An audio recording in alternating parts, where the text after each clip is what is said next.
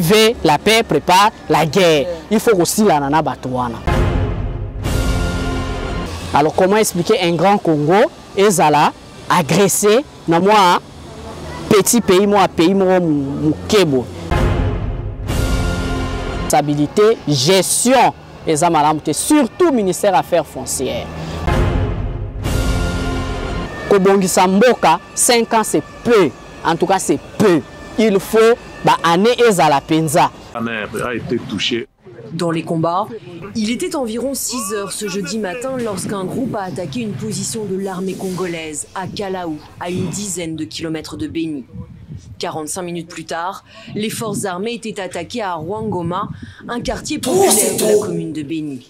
Des combats alarmants. Un obus est tombé sur une gueule. Il est temps de marquer notre solidarité à nos FRDC et aux victimes de la guerre à l'est de la RDC avec un geste des cœurs. Jeunes Congolais, il est temps de vous enrôler massivement au sein des FARDC afin de combattre, bouter l'ennemi hors du territoire et protéger la patrie. Vous aimez les Congos? Soutenons nos FARDC et les victimes de la guerre à l'est.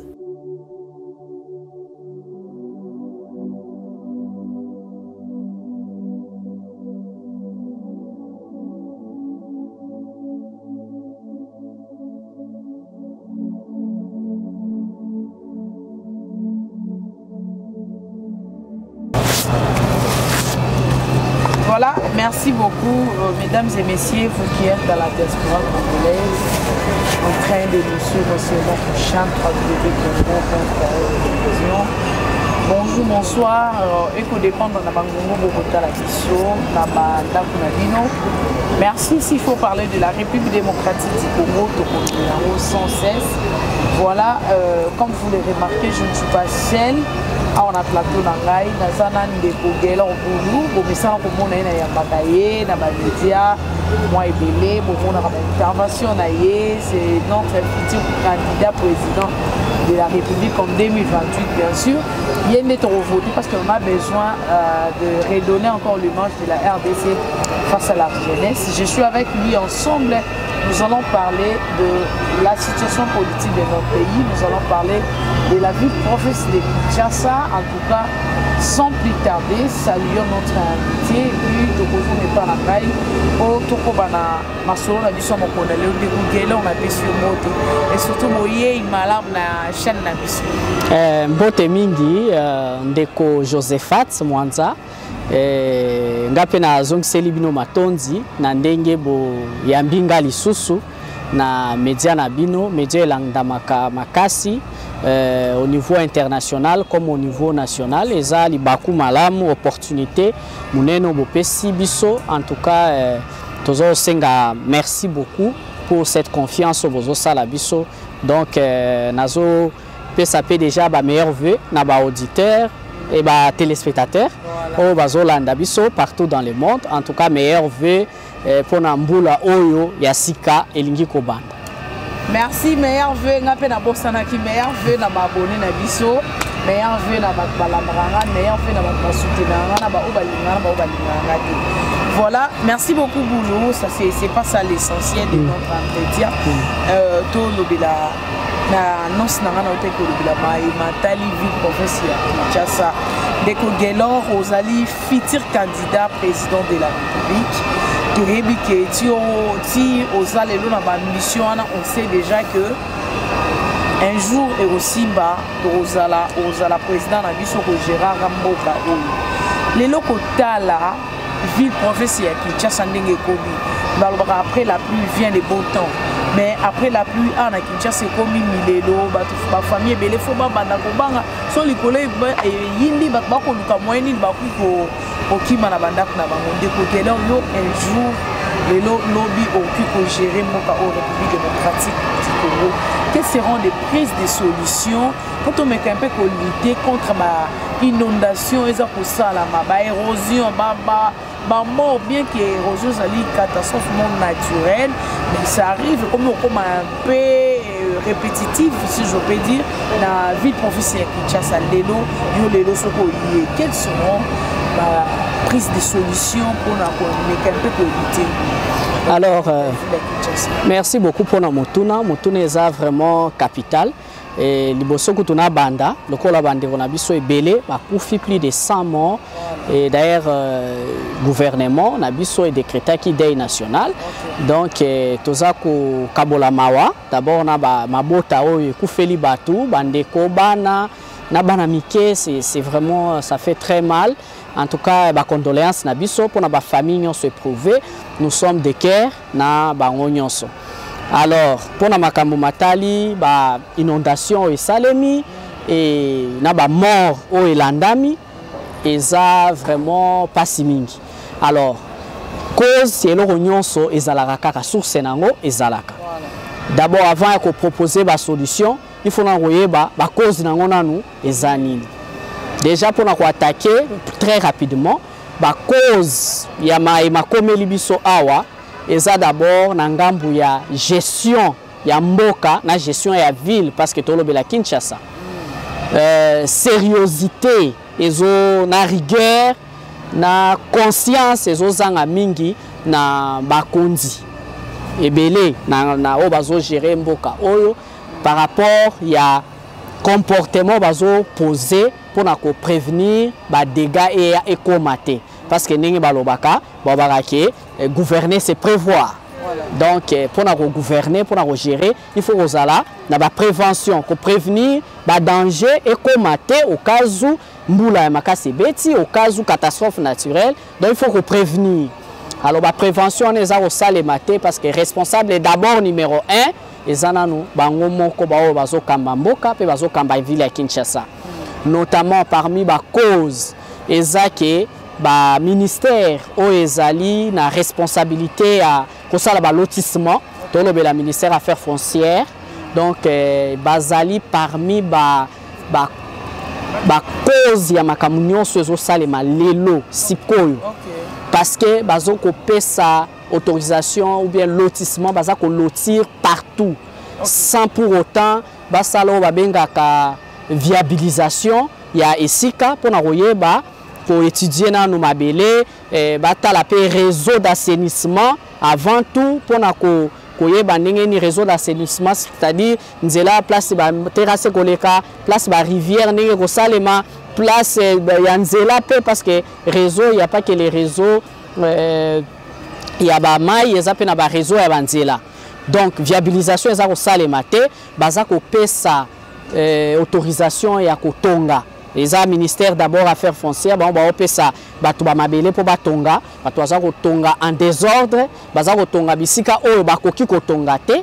Pourtant bango bongo batu affaires foncières ba yebi bien que place oyo mutu akoki kotonga te parce que eza na ba risque eza ba site moko très risqué mais baza quand même kopesa autorisation ya kotonga ya kokabola kokata mabele. Pourquoi? Parce que bazotala kaka mbongo parce que la personne tant azolinga azwa moi esika wana bakotekela kopesa moi ba yango etali bango te.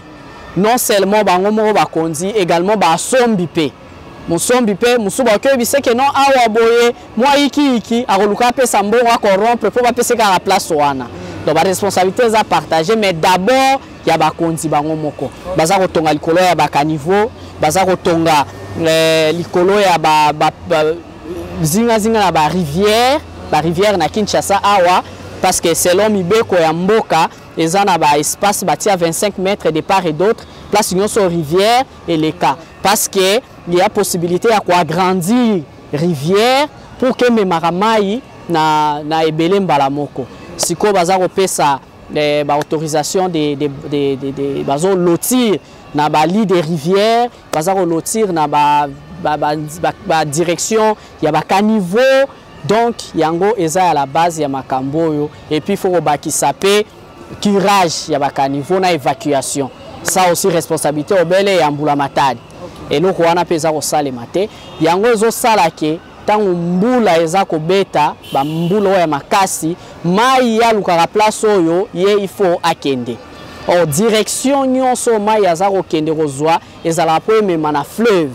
Si ko fleuve eza na ba rivière nenge kati na Kinshasa ozu ba rivière ba Kalamu ba rivière eza ebele 6 ou 7 je sais pas donc ba rivière ebele yango nde mema ba mai wana nyonso emema ngo na fleuve sikoyo ba rivière wana ba espace nango ba réduire yango tellement ba tongi partout or espace wana permettra que ba timola profondeur ya rivière pour na ko timoler comme ils sont profond pour na ko agrandir peu comme ils sont munene comme ça tambula makasi ebeti ndenge nini tango ba mai ezo tana ba caniveau partout ezo mema mai ebele mbala moko ezo ko mema ngo na kati ya fleuve tangu esika fleuve azana mwa nzela ka ya muke moyen mema mai nyonso na fleuve ezate aller ba débordement eko salema mai eko visiter biso na ba mapango c'est presque tout Kinshasa nde ezindaki donc presque tout le monde azaki na mai c'est pourquoi parce que responsabilité gestion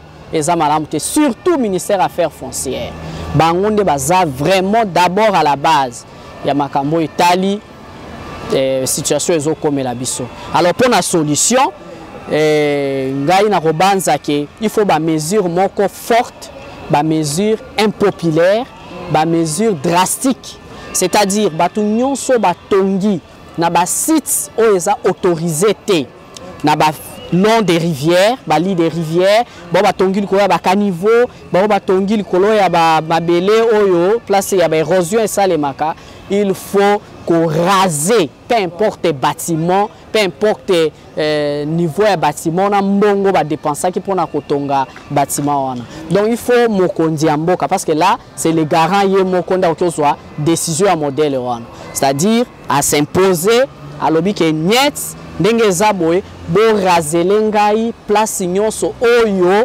rivière et les kaka zinga parce que il faut tout agrandir la rivière il faut tout timo la rivière comme à profond et fungwama il faut quoi agrandir ba place wana nyonso place batongi et puis batongi ya babisika wana eza banani obe bakonzi okuta wana ba généraux ba ministres ba directeurs généraux ba DG bangonde ba somba babisika wana pona nini parce que vue sur le fleuve vue sur la rivière donc bangonde baza à la base ya biloko alors il faut que buka c'est-à-dire qu'on a impitoyable ko buka na le long de la rivière ba bâtiment nyonso il faut ko buka alors qu'on crée réseau et assainissement en partant des réseaux d'assainissement au Belge batika faut pas voir carte ya Kinshasa ndenge ba Belge batika ndenge bango batika makambo banzela place mai koleka banzela place oyo ba caniveau ekoleka parce que ba caniveau wana pe faut ko agrandir ango ba batongi pe pembeni ya ba caniveau ya ba minene wana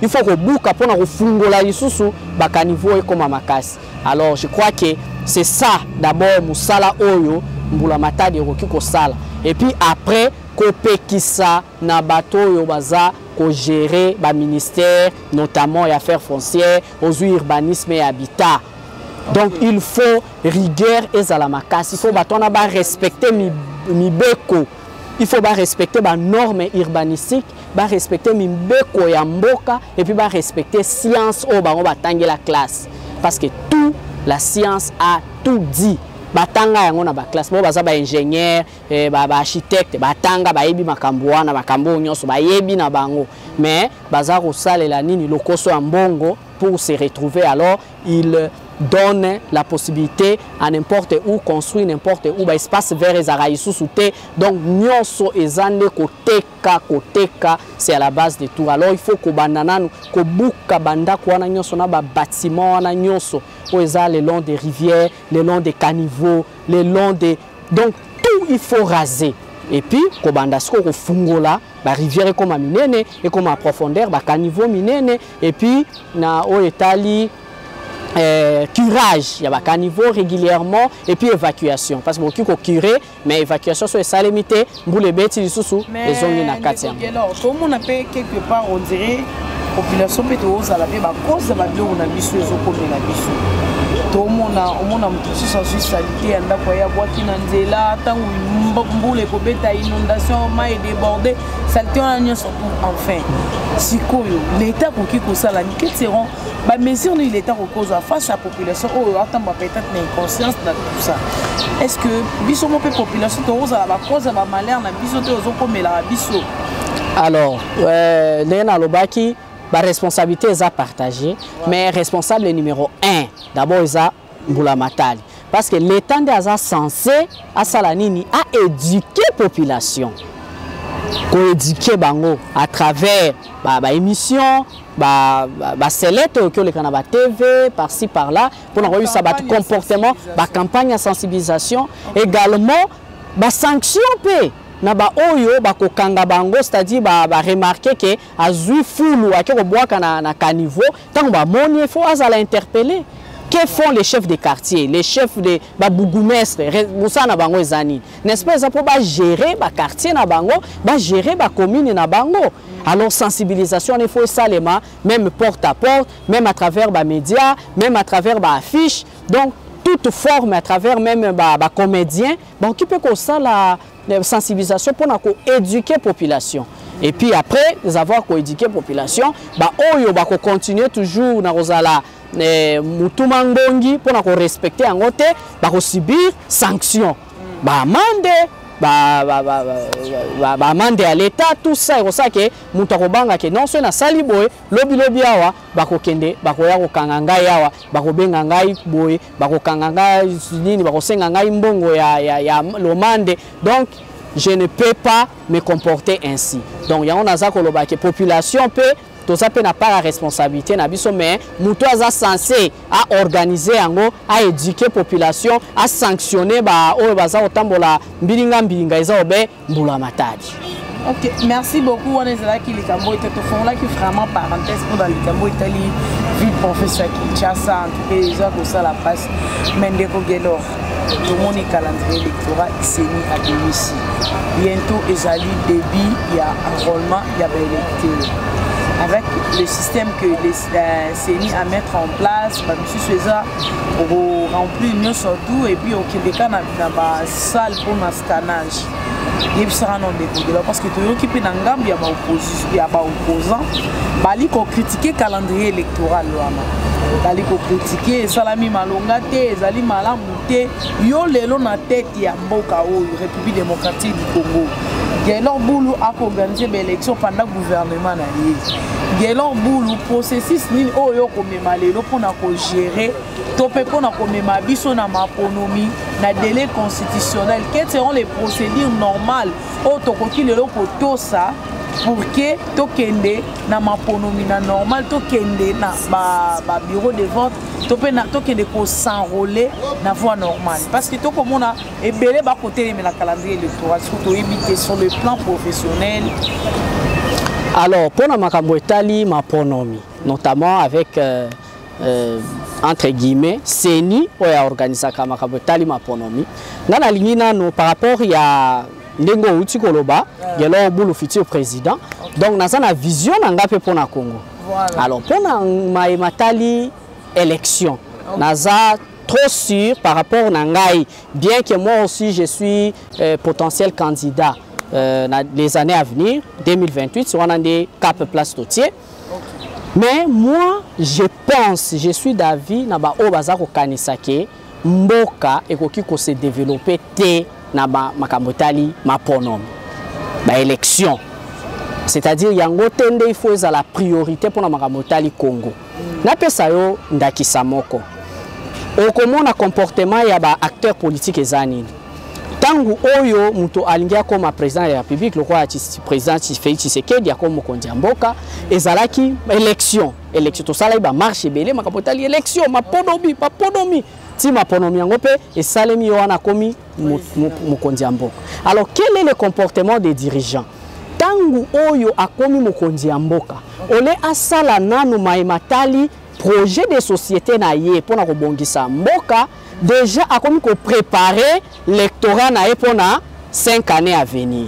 Donc nous avons des dirigeants qui sont à la course bazo kima obesima ya maponomi ngana kobi président de la République ole na sala nanu na s'occuper na bosano makambo tali élection wana na travailler par rapport au niveau exécutif pour na ko résoudre ba problème et belé ozo se poser na mboka na biso non abandi déjà ko préparer nini 2028 kuna ndenge nini na kolekana ndenge nini rosala donc l'intelligence l'énergie tout est focalisé sur les élections. Or élection wana pe oyebi mbongo oyo ezalaka dépenser pour l'organisation de l'élection. nanga ebisaki biso na nini élection te koleka awa que c'était plus de 1,5 milliard oyo bebaki pour na matali élection. Alors et puis encore entre guillemets élection yango est-ce que bazwaki nde bango bazawana point d'interrogation parce que ba revendication ba dénonciation ezaki ebele. Alors à quoi sert ya ko bebisa mbongo ebele les problèmes au moni makambo ba inondation awa il faut l'état atonga ba logements sociaux. Il faut attendre ceci à résoudre les problèmes. Il y a santé, na centre de santé, quand on a des hôpitaux, des écoles, tout ça, ça demande quoi? Ça demande de l'argent. 1 milliard, plus de 500 millions. Et on a combien d'écoles? Et on a combien d'hôpitaux? Donc moi, je suis d'abord d'avis, aux gens par rapport à la vie, avant qu'il réponde à la question, que na Congo, il faut revoir Makambo, na nenge mususu. C'est-à-dire que je préfère même que Makambo élection et longwa to longola makambo te élection oui tokoki ko sala que ba parti politique ba tokyo créer ba courant ya ngambo ya maboko ya mobali ya mwasi gauche droite na centre oyo nyonso kolinga asala politique akoyo obele na kati ya ba courant wana soit oponiwa ya gauche otangi idéologie soko sepe nango koti awa soit okoti na ya centre soit okoti na oyo ya ba oyo ya gauche. Alors, tant que yo oponi nini parti politique yo ko évoluer, c'est qu'on a kati ya ba parti politique wana ya minene misato. Il faut d'abord peut supprimer ba parti politique iki ezanati na mon côté. Ba to wana nyoso ba se regrouper na courant moko. Comme ça on peut même passer na makambo tali ata succession, c'est-à-dire pouvoir tout eza 7 ans, moi je préfère même même plus de même 10 ans parce que pour Kobongisa mboka 5 ans c'est peu, en tout cas c'est peu. Il faut année ezala penza. Alors courant oyazu par exemple 10 ans, bazu mutuna bango, batie yenda ko représenter bango na oyo ya centre na oyo ya gauche kuna bazu baza ko sala oyo sali bongo suivi ndenge ba opposition wa salaka. Contrôle kotala soki makambo zo salema bien. Soki tout wana esilole ke to na mapono mito bebisa bambongo ebele. Oya centre tourna bango pe bazui mutu moko bazui tout et puis après wana ba kuna pe na suka kuna bazui tango sili kuna ezongi na ngambo wana makambo ya élection kozala te na kati ya ba courant politique wana ba kopona ba représentant na ba c'est-à-dire mutu moko oyo yende ako représenter tango ekoma tourna biso. Donc on exemple par rapport ya vision politique on na zana mais est-ce que koloba makambo tali seni ndingo tuni motuna élection ninge sale marawana élection za ba partie prenante eza lokola foot masano ya ndembo ndenge tozana déception ya Maroc ninge utaki kopola Afrique utaki kopola na demi-finale vraiment. Donc eza ba antagoniste bazami balé équipe ya ngambo yo nani na arbitre voilà. Et ba coach pe bazali ya ba équipe oyo ba coach pe ya équipe musu staff technique ya koto staff technique ya ngambo arbitre pe azali arbitre azali kwa seni yenda azali arbitre o arbitre akatangu oyo azapona équipe nyonso mibale na ngambo oyo pe na ngambo oyo soki déjà na début ya ba processus loko etelema mo enrôlement et comme déjà iki kuna balobi yo non selon calendrier ningezali ba vimbisi côté oyo chef de l'état oyo un exercice aza favori on a kasai kuna ba vimbisi ba bakisi ba centre de vote belé Kinshasa ba kutoli kona ngambo oyo ba kutoli place oyo ba monique chef de l'état yé place oyo ba lingie mingi ba bakisi et comme déjà ko sala iki yeba été na suka na pendant les élections et après les élections qui n'est kozala et kozala té. Alors processus pour ezala apaiser, il faut déjà dès le départ na ba base déjà ba fondement ezala déjà bien. Alors il faut ceux qui va publier calendrier, il faut que parti na ngambo ya opposition, parti na ngambo bazana na pouvoir. Bango nyonso na société civile, bango nyonso va se mettre d'accord. Va se mettre d'accord que oui, c'est bon. C'est bon akinde tant ou Seigneur a publié qui mutu nyonso aloba en tout cas nous saluons et nous attendons maintenant d'accélérer et bon la réaction unanime de part et d'autre. Mais ngambo bazako boya que non ba vimbisi kotoyo tout ça et rosala nini rosala que bambo nyonso bazo dépenser pour na élection wana.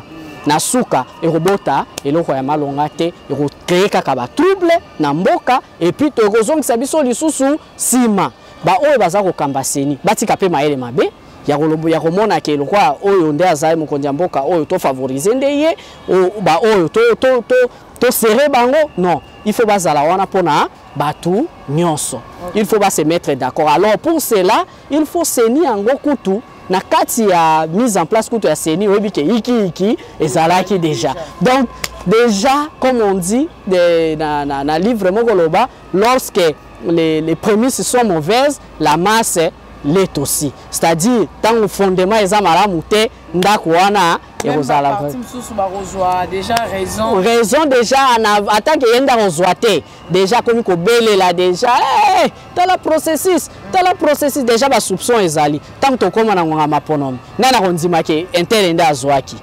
Arozate pour déjà processus ezalaki biaisé.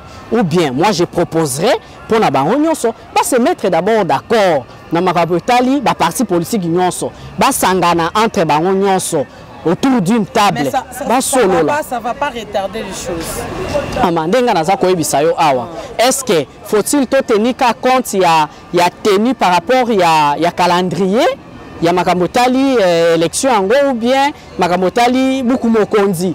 Ça sert à quoi? Tout ça, la caca par rapport à la tenue des élections au sein de telle date. Et puis, comme on a créé mon boulou, batuba koufi, mboka, mbutu, à quoi ça sert? Mieux faut que tu la retarder, mais seulement, il y a malamu, moutonnion soit d'accord, à la satisfaire, retardement, on est au sein par rapport à quoi? Bah, on se mettre d'accord.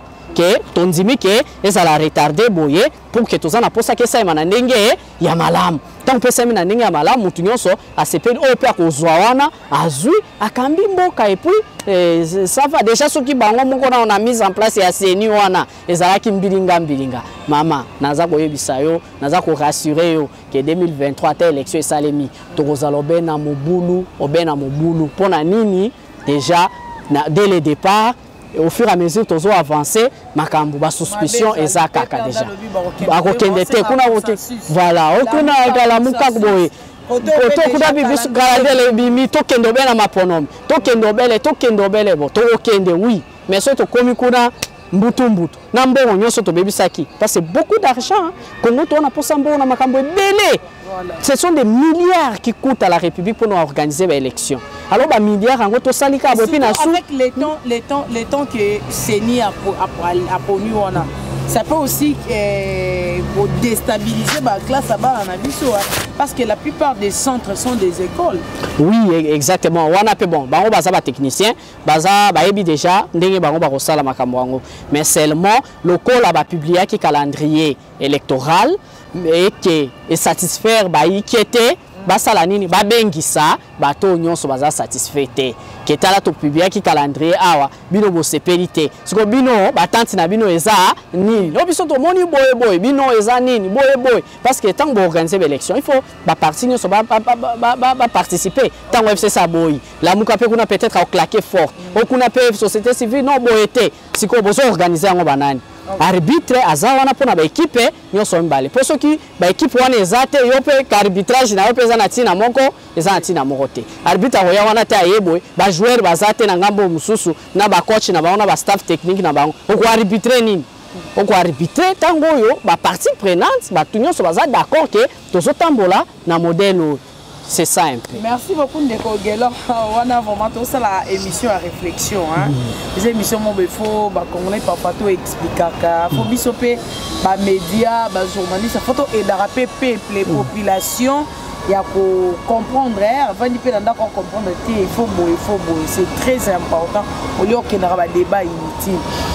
Ndeko Gelor sur la situation sécuritaire, je crois bien mais ça va pas y avoir des médias surtout le là au pesa ma prise de solution le là et délai parce que comment la situation sécuritaire économique malgré tant de discours il y a chef de l'État sur le temps de la nation on comprend qu'il n'y a pas de changement jusqu'à présent.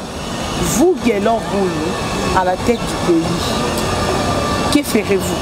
Alors on a dans ko banza été na banza makambo tali sécurité to lobela kiango. D'ailleurs, ceux qui na komi na place wana so na bina banda koloba na kozongela obele makambo oyo nyonso oyo na lobaka na kozongela kaka nyonso na banda koloba. Alors de ce fait pour un problème sécuritaire actuel par rapport à Est et surtout pour problème ils ont se posé dans ngambo kuna population congolaise, Assemblée nationale, Parlement, Batunyo Sobazalaki contre Makambo Itali, dialogue Naba M23. C'est ça d'abord l'aîné du problème. Okay. Comment expliquer que Mboka Mounen le rôle à Congo, moi, groupe armé, il y a un bâtiment minoritaire, on va soutenir parce qu'ils sont déjà clair. Parce que Rwanda nde simanango Rwanda nde soutenir M23 pour la preuve ezalaki bapanda kanga basoda ngo ya M23 mais baza ba Rwandais na ba Sokoto ya ba Rwandais na ba mandoki Rwanda nde za kopesa bango. Alors comment expliquer un grand Congo ezala agressé na moi petit pays moi pays mukebo alors que toki ko silana na bango toki silana na bango pe histoire wana esaini et sili. Donc, moi, je pense que sur le plan sécuritaire, dialogue na ba M23, chef de l'État, alobaki, parlement, population, boyaki makambo Itali, mixage, M23, kota na armée, brassage, ceci, cela. Si ko tangu oyo zongi sous dialogue, dialogue ango eza nini?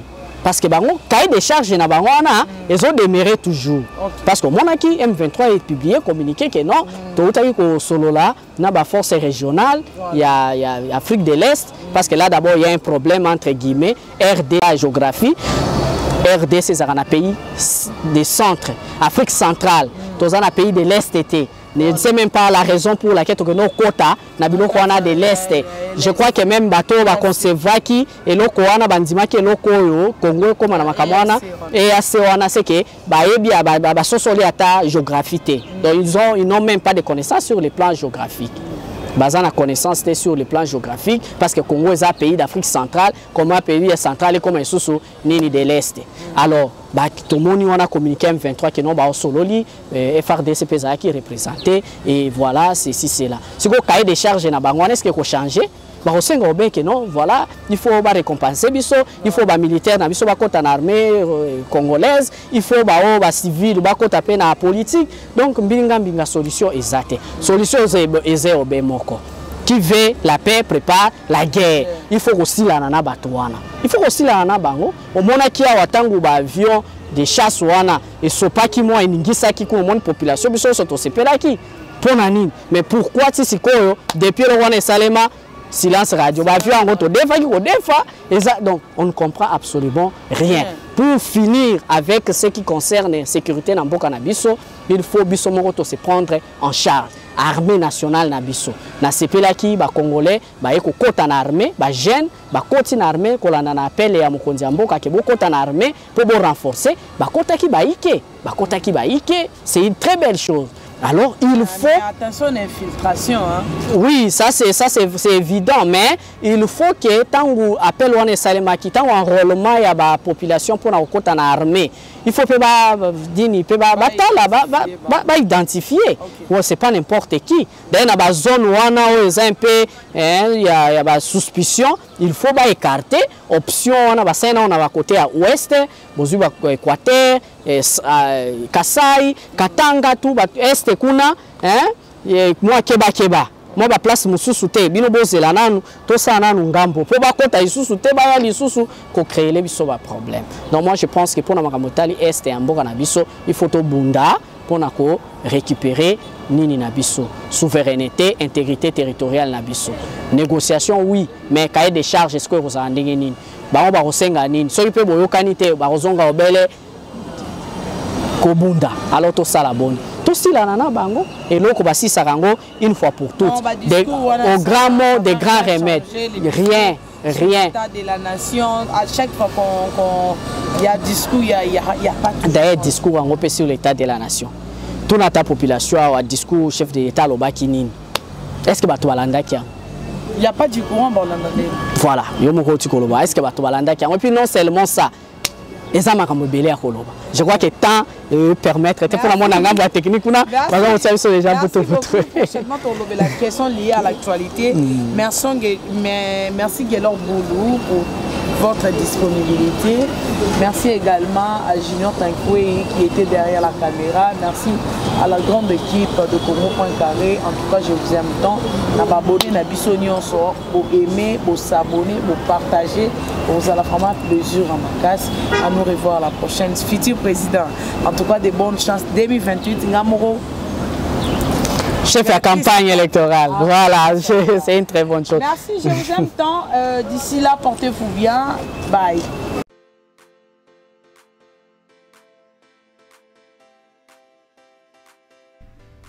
Do you need spare parts for your car near you, in your country or the neighboring country? Do you want to return home on vacation without having to stay with family? Or do you have a business trip on the continent? So do you need a holiday rental? Are you looking for a job on the continent? Africa Bazaar Center is the platform that connects sellers and customers, recruiters, and candidates on the African continent. Very easy to use, you can buy and sell while staying at home. All you need to do is register on www.africabazaarcenter.com and publish your listing. After validation of your listing, interested persons contact you directly and you agree with them on how much, how, and where to deliver the product. Registration is free, there are no middlemen, we do not take commissions, and you manage the transactional settlement between you. As a salesperson, you take advantage of this digital tool to adapt to the new habits of your customers. Buyers find sales near you anywhere on the continent or around the world. Africa Bazaar Center is the place to be. What are you waiting for?